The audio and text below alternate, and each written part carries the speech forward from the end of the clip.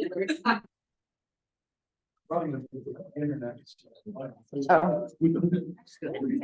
Like, leave meeting now. All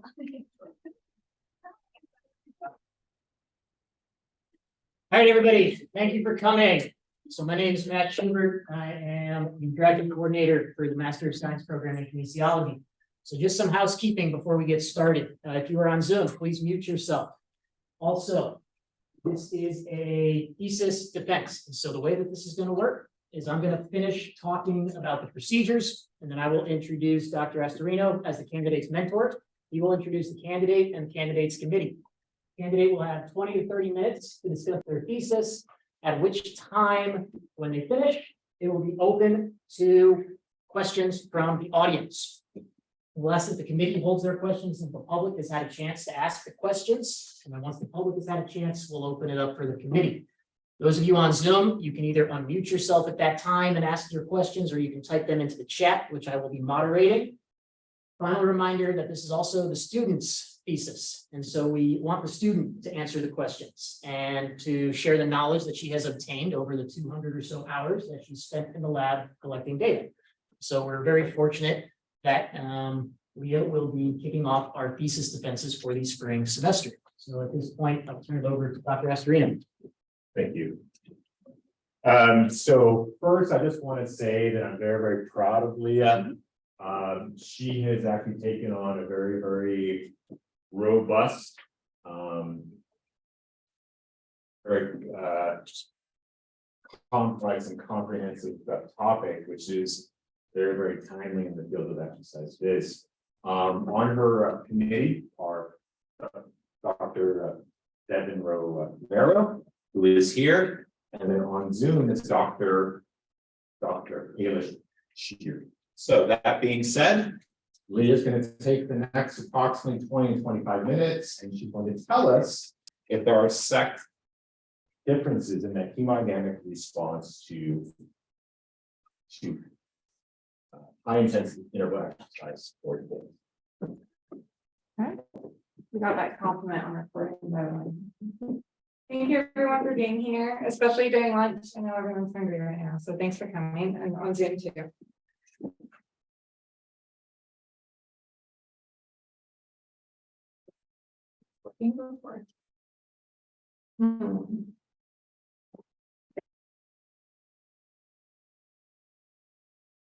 That's interesting. Okay, well.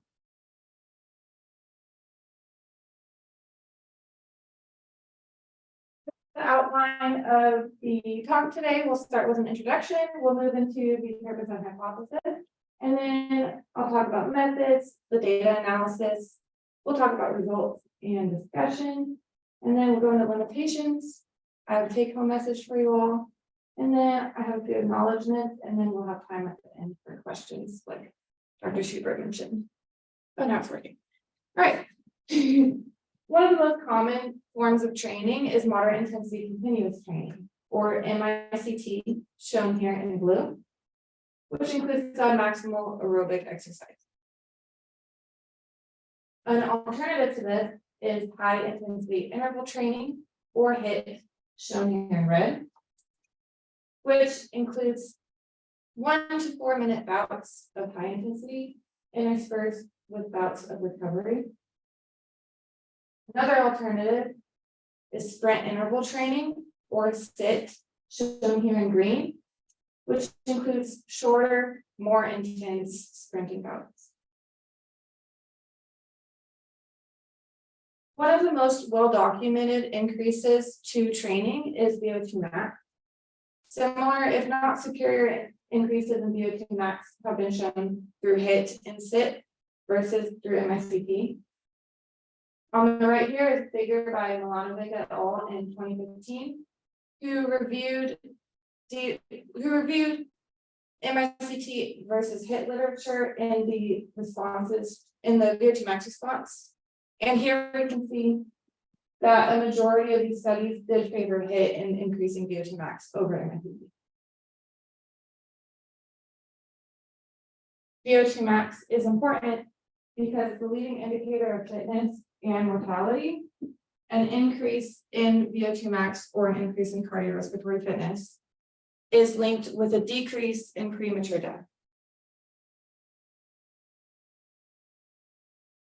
Figure by Dr. Joan Myers in Stanford in 2002. And here you can see there is a lower relative of death in those who are fitter, shown in the darker column, versus those who are less fit, shown here in the lighter columns. And this is for all of these risk factors.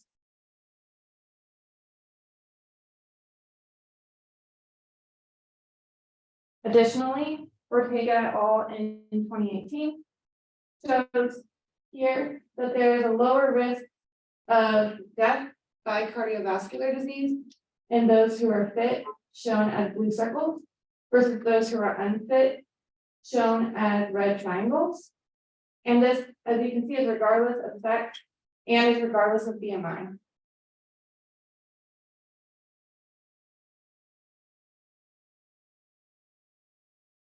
Now we know, if we didn't know before, that VO2 max is a leading indicator of fitness and mortality. But what are the factors that lead to an increase in VO2 max? Shown here is the Fick equation, where we can see a direct relationship between cardiac output and VO2. Cardiac output being the amount of blood that the heart pumps per minute. And it's a product of stroke volume and heart rate.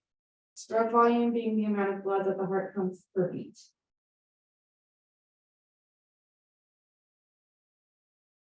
And in women, differ physiologically. Women tend to show higher heart rates and lower VO2 max when compared to men, due to men's higher heart size, blood volume, and hemoglobin levels than women. Current studies that do examine the potential sex differences in VO2 max response to exercise are conflicting. For example, Diaz-Canestro and Montero in 2019 reviewed MICT literature and showed 6 out of 8 studies showed significant differences between men and women in their VO2 max adaptation to MICT. For example, Howden et al. And Court et al. Showed greater increases in VO2 max in men versus in women. But Carter et al. Showed greater increases in VO2 max in women than in men.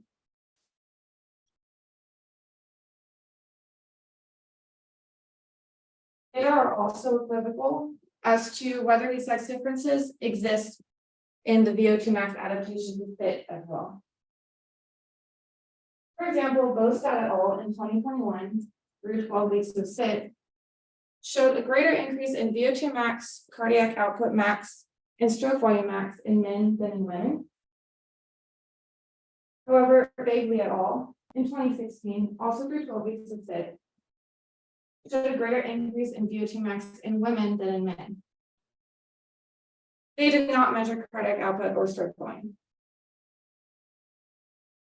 And then Astorino et al. In 2011, through 6 sessions with it, did not find any difference in the VO2 max response between men and women. However, at baseline, men and women showed similar VO2 maxes, which could be a reason why. Brings us to the purpose of this study, which is to examine potential sex differences in the acute cardiac output response to hits. And secondarily, to identify potential differences in the acute hemodynamic response to different hit paradigms. And the acute response is important because the acute is what dictates the chronic response. It is hypothesized that there will be a higher cardiac output and higher stroke volume response in women versus in men. And it is also hypothesized that there will be a lower cardiac output response to low volume sit versus higher volume hit.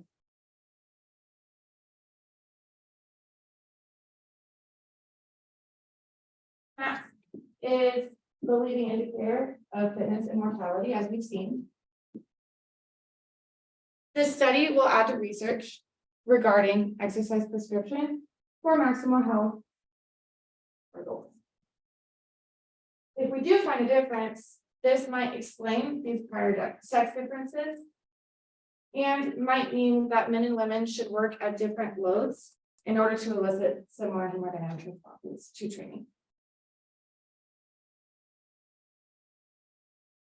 On day one, so here, subjects received body composition measurements, being height, weight, and skin fold. Then after a 5-minute rest, blood pressure was taken in order to calibrate physio flow. And then they underwent a ramp test, followed by another 5-minute rest, and then a verification test in order to verify if this is their true VO2 max count. 3 minutes post-exercise, blood lactate was measured. On days 2 through 4, in a randomized order, subjects underwent 3 different HIIT and sit paradigms, and similar methods were used to calibrate physio flow on all of these days. The only different thing, blood lactate was taken at rest and also during exercise, as well as post-exercise, like on day 1.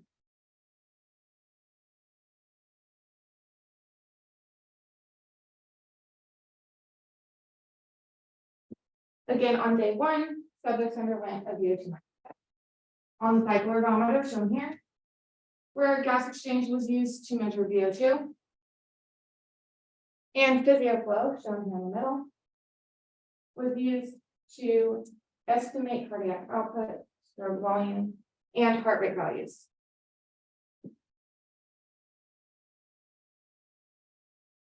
Subsequently, subjects underwent these 3 HIIT protocols, again in a randomized order.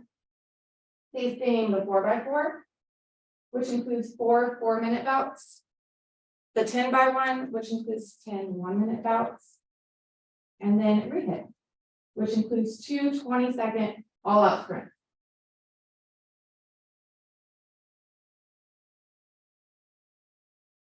Here we can see the different intensities that each bout is needed for. So 10x1, it's set at 85% of peak power output. The 4x4, we manipulate it for subjects to stay in 85 to 95% of their heart rate max during these bouts. And then re-HIIT is set at a 5% body weight load.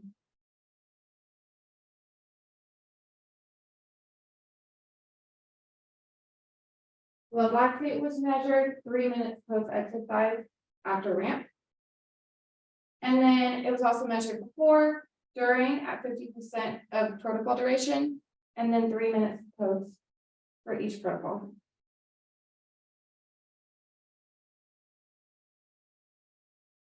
This is an example of cardiac output during a 10x1 session.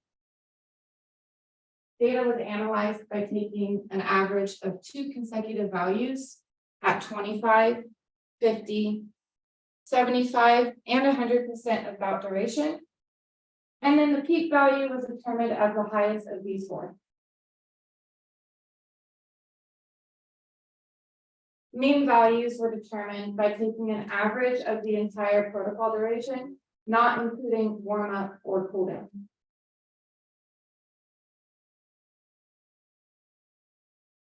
Data was expressed as mean, plus or minus standard deviation. We use unpaired t-tests in order to compare demographic and maximal data between sexes. And 2-way repeated measures ANOVAs were used to compare peak and mean values, with the within subjects factor being equal to HIIT and between subjects being equal to sex.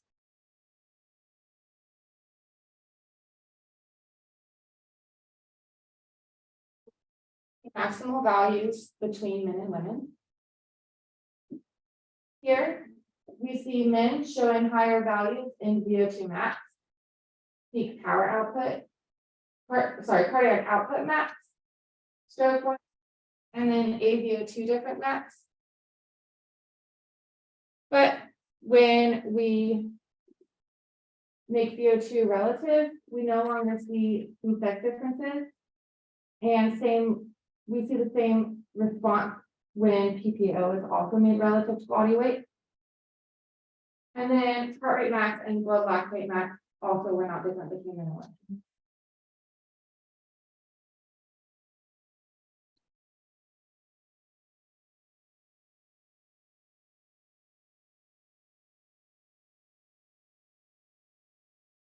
Well, 3 shows the peak metabolic and cardiovascular values.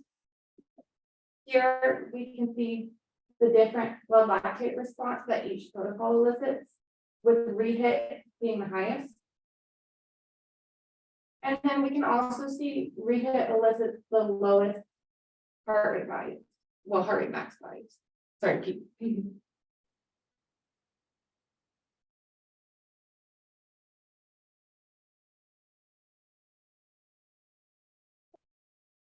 VO2, cardiac output, and stroke volume are all higher in men than in women, which we can see men on this side, women on this side.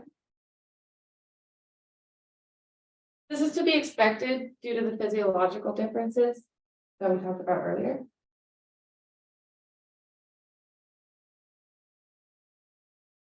However, when we express these values as a percent of max, we no longer see these differences.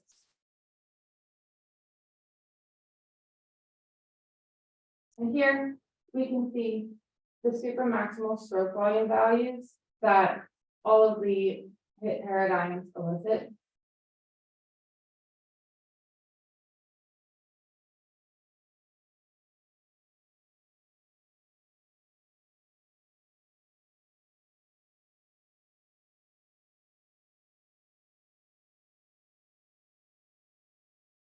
Looking at mean VO2, cardiac output, and stroke volume, those are all also higher in men than in women.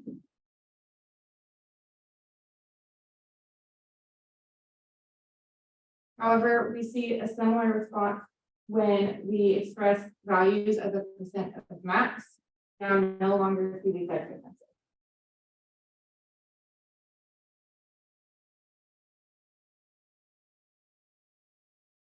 And here we can note the lower mean VO2 that rehit elicits compared to the 10x1 and 4x4.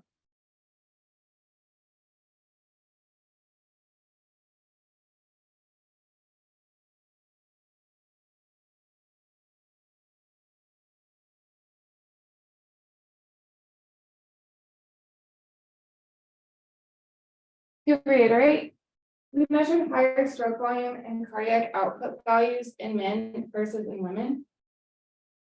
But when we express this data as a percent of max, we no longer see these differences.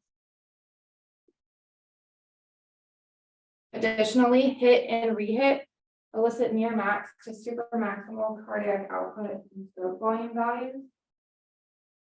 And rehit elicits similar peak VO2, but lower average values versus HIT.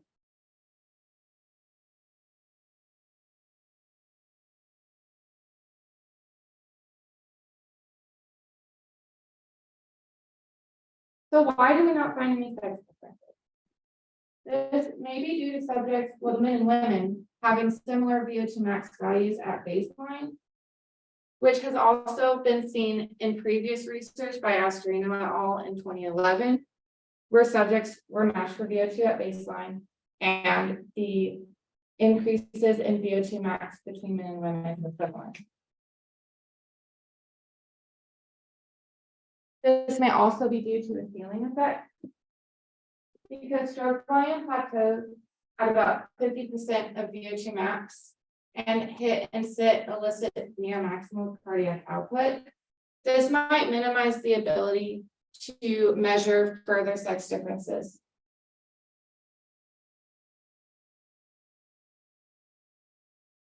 It is hypothesized that there will be a higher relative cardiac output and stroke volume response in women versus in men, which is rejected.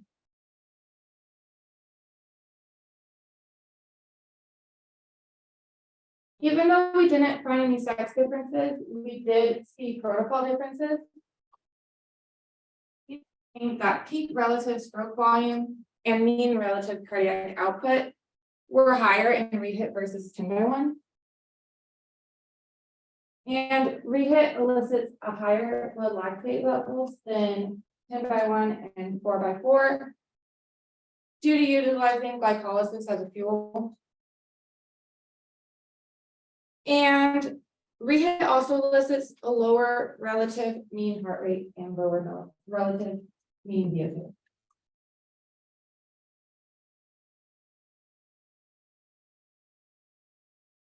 It is hypothesized that there will be a lower cardiac output response to low volume sit versus higher volume hit, which is also rejected.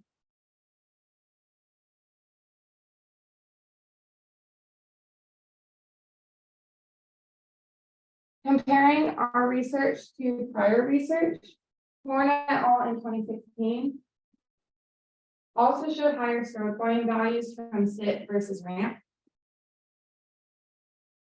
Astorino et al. In 2015 also showed higher stroke volume values from sit versus from ramp. Devan et al. In 2015, shown here on the right, showed higher average stroke volume and higher average cardiac output values from longer interval hit versus MICT.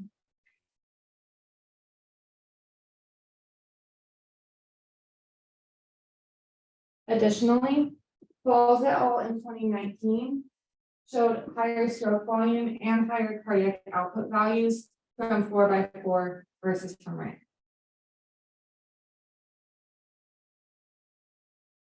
Our study did pose some limitations. These being that data is only applicable to a healthy and active population. And data are only applicable to these 3 hit protocols that we chose. Additionally, we use the cycle ergometer instead of the treadmill, when the treadmill is what elicits true VO2 max.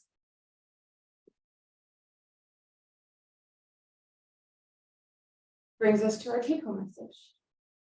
Women seem to show similar hemodynamic values from hit and sit versus men, which might imply that differences in VO2 max shown previously might not be due to unique cardiovascular responses between men and women. So future research might want to further examine metabolic responses to see if these differences lie elsewhere.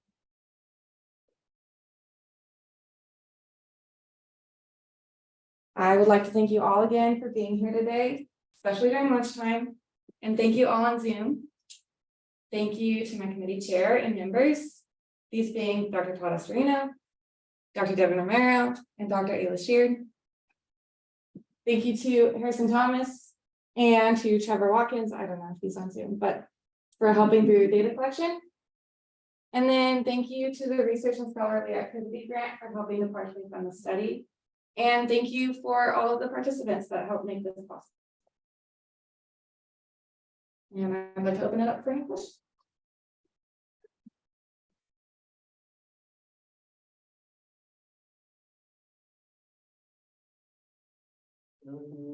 Looks like we have a question. You can go ahead and unmute yourself, Paul. Hopefully we'll be able to hear you.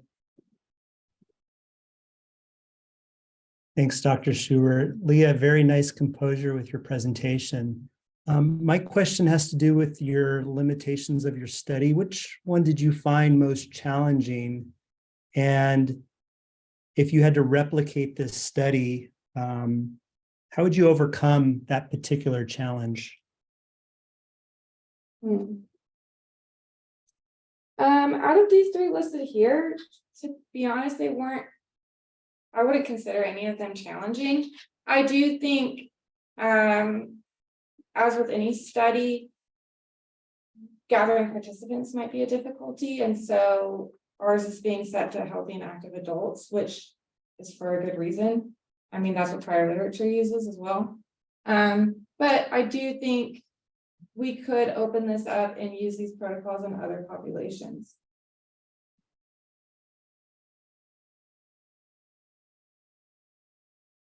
Leah, Yeah, maybe talk about why we chose these three. yeah, so, Yeah, because one of the traits of it, right, is you can basically modify all the elements when it comes to prescribing exercise. Mhm. Why these three?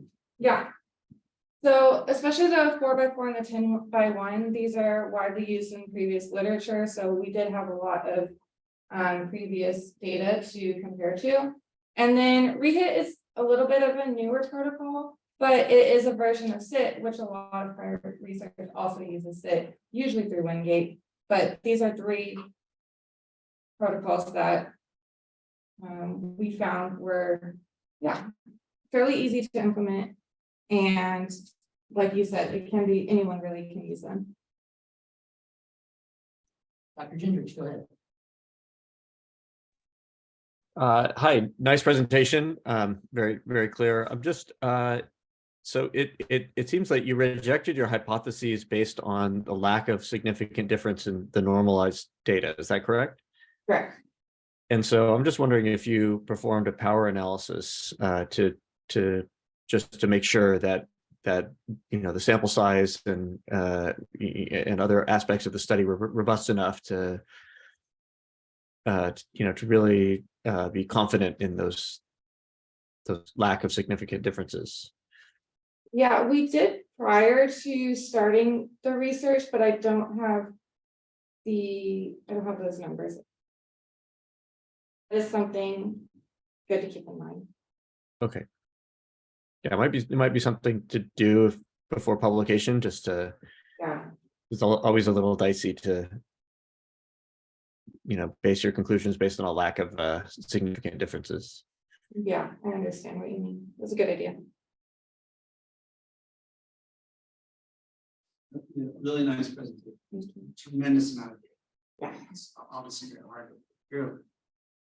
One of the things I maybe missed, how much time between the different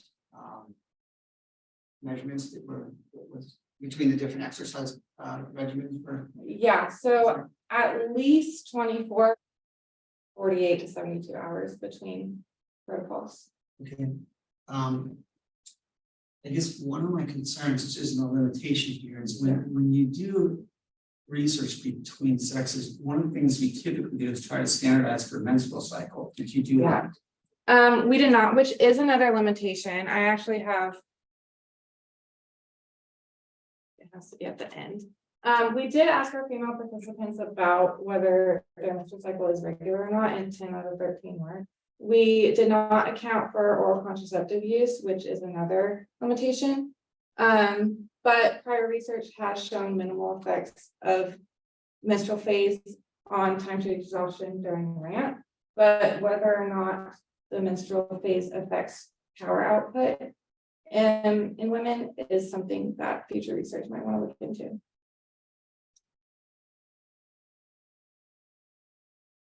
Yeah. Really nice job. So obviously we talked about the the sex differences in class on Tuesday, right? Yeah. And so it's kind of fun to think about this, and you explain how blood pressure is used to standardize your physio flow. Mhm. My question is, how does physio flow estimate or predict the blood pressure responses you're seeing at different power outputs? Mhm. And is there a difference within your population between the sex in that? And then also another question, which I think we discussed before, was, are there difference in race within your population? Mhm. Okay, so I think the race and ethnicity slide is right here, so I'll start with that one. Between men and women, race and ethnicity were actually fairly similar. This is just our demographics, if you are curious, but that's another limitation, is that we didn't necessarily account for race and ethnicity.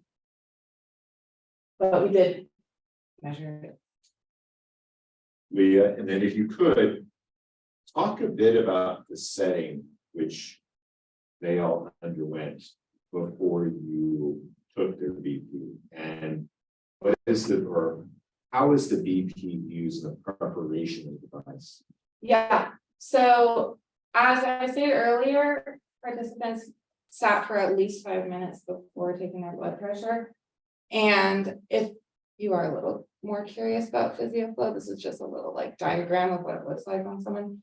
But they've sat for at least 5 minutes, we took their blood pressure, and then while we calibrate the machine, we have participants sitting down in a chair. We have a nice calm environment, really quiet environment, while the machine proceeds to read the participant at rest. And then after that calibration is accepted by the machine, we then put in their resting blood pressure, which PhysioFlow then uses during its calculations during exercise. Good. And then based on just your day-to-day like testing, did you find that BP varies a lot in the same people across tests? No, and again, we're looking within subjects, and so after their first day, I can then judge whether or not blood pressure on the subsequent days is very different or not. And again, when we took blood pressure, we took at least 2 to 3 readings and took an average. But I, as a researcher, was able to then look back at their prior blood pressure reading to then see on the next days if this is a normal value that continues, which it tended to be. So I'm just gonna follow up, and I don't think it's a limitation that you have different race ethnicity. I think that's good. You consider your statistics. Mhm. Okay, that's a good idea. Especially because we don't understand what the true differences are. Yeah. So there's one other question. In one of your tables, you noted AVO2 difference, and you didn't mention when you took those blood samples. Yeah, so I calculated AVO2 difference by dividing VO2 by cardiac output and then multiplying by 100. So AVO2 difference was calculated using an inverse of the equation. Okay, Thanks. okay. Yeah, it was just a secondary measurement, yeah.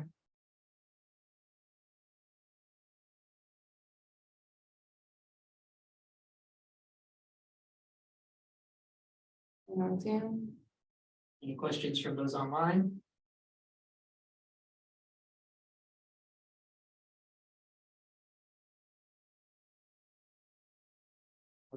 The audience. Actually, Leah. Yeah. I have one. So we and I have shared a paper together that said that hip outs may not be interchangeable Mhm, right between the sexes. mhm. Could you maybe explain why that may be the case, and perhaps if your data support that, or perhaps oppose that thought? Yeah, I think particularly in rehit is where we saw a majority of sex differences. These being in power output ability. So I actually have a table on that too. Here we can see the power output and mean power output from rehit, and this is standardized to body weight. It is significantly, men showed significantly greater power output than women during rehit, which is possibly, well, which is really what led to the higher blood lactate levels in men than in women during rehit. Was that all of your question? Or was there more? Yeah, and just so, based on your data, Mhm. do you think that that thought has validity? Yeah. Or do you think that has to be rethought? Yeah, I think that the higher lactate response might, in a chronic study, mean that men might show greater VO2 max increases than women. Makes sense. Yeah. Thank you.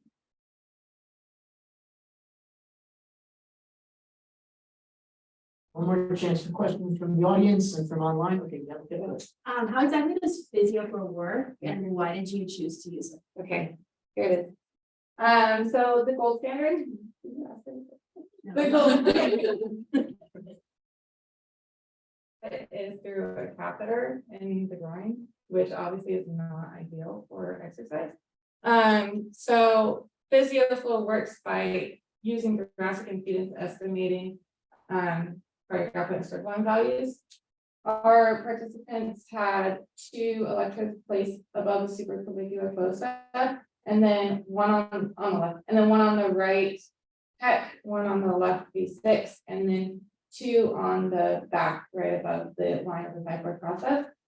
And how it works is one electrode is a transmitting electrode, and then one is a sensing electrode. And then it all goes back into the program, which does the calculation. And if you are curious on the validity of it, here on the right is data from Charlotte et al. In 2000, who compared PhysioFlow to the direct fig method and determined it to be clinically acceptable.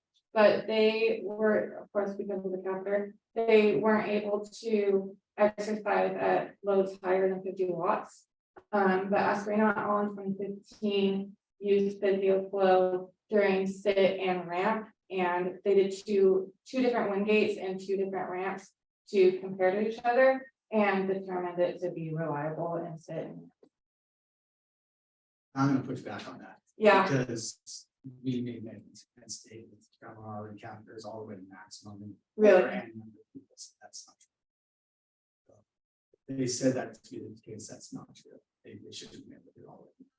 okay, I would have to double check if But- that's the reasoning, but There was a study that was published a year after theirs, yeah. correct? By Richard, Yeah. who used PhysioFlow and ramp. Yeah. I get what you're saying, though. And compared it to in vivo measurements, Yes, all of them. yeah, And it still shows strong correlations. Yes. Yeah, that's all you need to say. okay.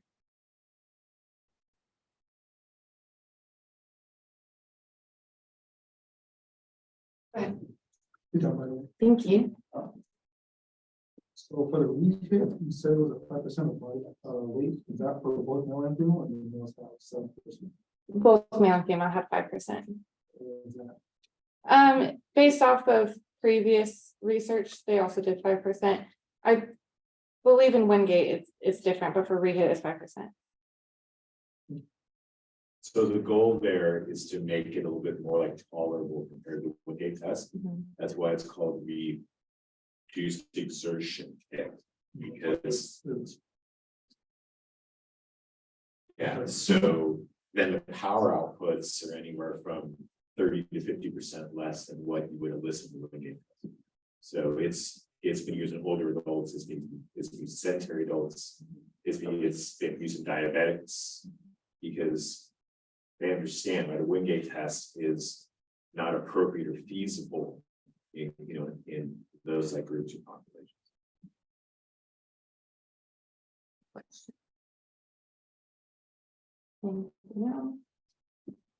Yeah, Hypothetically, if you were to apply this to like a different population, do you think that you would see different size differences?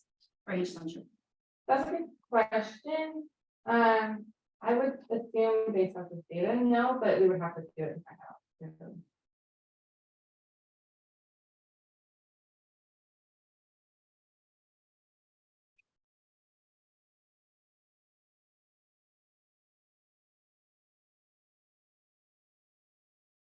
Questions going once. Going twice. Would elicit a higher cardiac output and stroke volume response than a man. Yeah, so I was thinking that in order to withstand similar loads to men, that women's hearts would have to essentially work harder. Based off of body size, heart size, and other physiological differences.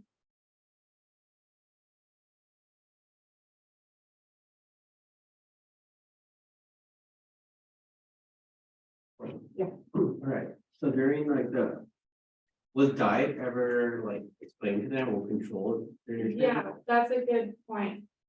So after their first session, I gave them a sheet for them to write down what they eat for essentially 24 hours before they come in next.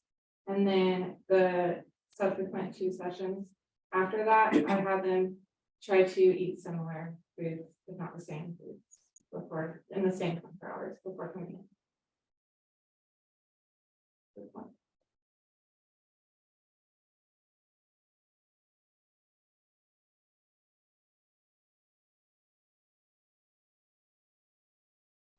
Will sweating affects the physio? That was really annoying, but so yeah, physical use of electrodes, it has to be done properly. The whole setup work has to be done properly, and so because these are higher volume and higher intensities, then ramp, we take the leads down, well, the lines to the leads down, and have a fan to hopefully reduce sweating, because if too much sweat gets under it, then it'll just pop right off. So that's definitely.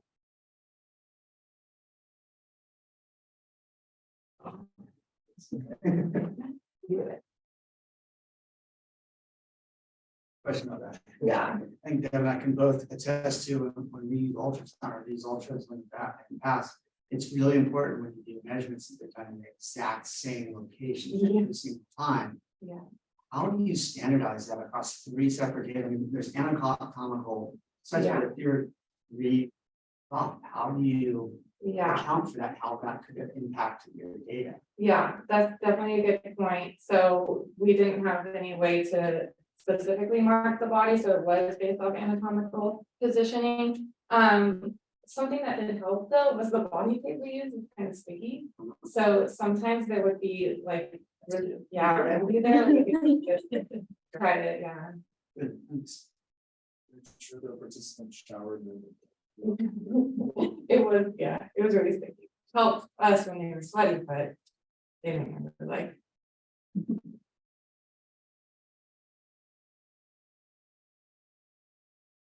No, do you know anything?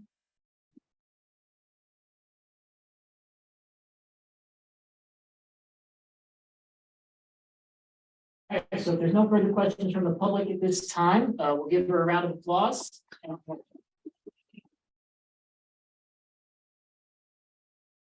And the public, with the exception of the committee, steps aside. And the committee will have a chance to discuss Leah's presentation and her thesis with her in private.